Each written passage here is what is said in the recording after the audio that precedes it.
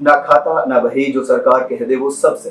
पहले ऐसा होता होगा, लेकिन जनाब ये लोकतंत्र है और कुछ लोग कहेंगे क्योंकि उनका काम है कहना। यानी कि कुछ भी ऐसा हो जो नियमों को ताक पर रखकर किया जाए तो वाद का विवाद बनते भला भारत जैसे देश में कितनी देर लगती है। एशियाई गेम्स 2022 में पहलवान बजरंग पूनिया और विनेश फोगाट को बिना ट्रायल के सीधे भेजने का विवाद अब थमने का नाम नहीं ले रहा है और इसी मुद्दे को लेकर हरियाणा के हिसार के हांसी में बरवाला बाईपास रोड पर शहनाई पैलेस में मिशन ओलंपिक खेल महापंचायत हो चुकी है। इसमें लंदन ओलंपिक 2012 में कांस्य पदक विजेता योगेश्वर दत्त, हरियाणा के मुख्य खाप पंचायतों के प्रतिनिधि और कई पहलवान शामिल हुए। दरअसल हुआ ये कि एडहॉक कमेटी ने एशियाई खेलों में पहलवानों को सीधा प्रवेश दे दिया, जिसका खेल महापंचायत में जमकर विरोध किया गया है। लगभग सभी खाप पंचायतों ने बिना ट्रायल लिए बजरंग और विनेश के सिलेक्शन को गलत बताया है। खाप पंचायतों का तर्क है कि हमने ब्रिजभूषण शरण सिंह के साथ लड़ाई में बजरंग और विनेश का पूरा सहयोग किया था, लेकिन वो मुद्दा हमें सही लगा था। बिना ट्रायल के सीधे सिलेक्शन को सही कहा ही नहीं जा सकता। इस खेल महापंचायत का आयोजन प्रो स्पोर्ट्स लीग संस्था ने किया और ओलंपियन योगेश्वर दत्त ने तब कहा था कि फेडरेशन द्वारा दोनों खिलाड़ियों का नाम भेजा जा चुका है और दोनों का चयन बिना ट्रायल के हुआ है। हालांकि ये प्रथा पहले से चली आ रही है, लेकिन अब इसे बंद किया जाना चाहिए। जी हाँ, पिछले महीने शनिवार के दिन यानी कि 22 जुलाई 2023 को नई दिल्ली में टूर्नामेंट के लिए कुश्ती के ट्रायल हुए तो महिलाओं के 53 किलोग्राम कैटेगरी में हिसार की गांव भगाना की अंतिम पंघाल ने जीत दर्ज की। उन्हें पहले राउंड में जरूर बाई मिला, लेकिन इसके बाद उन्होंने अपने प्रतिद्वंदियों को मात देकर इस प्रतियोगिता में विजय हासिल की। सभी मुकाबले अपने नाम करते हुए प्रथम स्थान प्राप्त किया। अंतिम पंघाल की उम्र अभी मात्र 19 साल की ही है और कुश्ती में भारत का भविष्य होने की प्रबल संभावना भी वो है।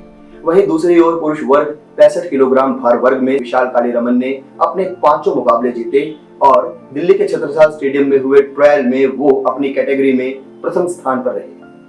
लेकिन फिर भी वो हुआ जिस पर विवाद है, यानी चयन कमेटी द्वारा बजरंग पूनिया और विनेश फोगाट का बिना ट्रायल के ही चयन कर लिया गया। पहलवानों के गढ़ हरियाणा के हिसार जिले के इन दोनों विजेताओं को स्टैंड बाय में रख लिया गया। तब अंतिम पंघाल ने पूछा कि जब एक स्वच्छ और तय प्रक्रिया के तहत उनकी जीत हुई तो ऐसे में फिर भी वो स्टैंड बाय बनकर क्यों रहे। उन्होंने ये भी कहा कि अगर विनेश फोगाट को इसी तरह डायरेक्ट एंट्री मिलती रही तो लोगों को आखिर पता कैसे चलेगा कि हम दूसरे पहलवान कितने अच्छे हैं। हम लोग अपना प्रयास जारी रखेंगे। ये मेरे कोच का निर्णय होगा कि मैं आगे क्या करूंगी, लेकिन मेरी लड़ाई अभी जारी रहेगी।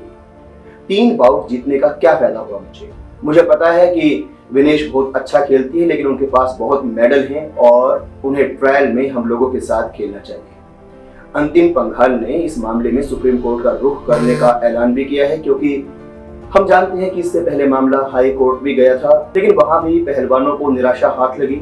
याचिका को रद्द करते हुए दिल्ली हाई कोर्ट ने कहा कि फैसले को तर्क विरुद्ध या अव्यवहारिक नहीं कहा जा सकता और ये भी नहीं कहा जा सकता कि देश के हित के विरोध में ये फैसला लिया गया है या फिर किसी को फेवर देने के लिए ऐसा किया गया।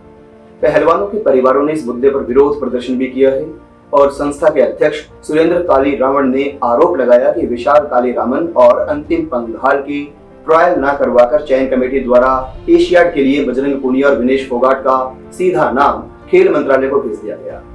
अब जो भी खिलाड़ी पहले एशियाड खेलेगा उसके बाद विश्व चैंपियनशिप खेलेगा और वही ओलंपिक में भी भाग ले पाएगा। उन्होंने साफ आरोप लगाया है कि जो चयन प्रक्रिया थी वो लोकतांत्रिक नहीं थी। ऐसी ही रोचक और खेल से जुड़ी खबरें जानने के लिए आप देखते रहिए क्लिक इंडिया। सब्सक्राइब कीजिए, शेयर कीजिए और अगर आपका कोई सुझाव है तो वो आप कमेंट सेक्शन में हमें बताएं।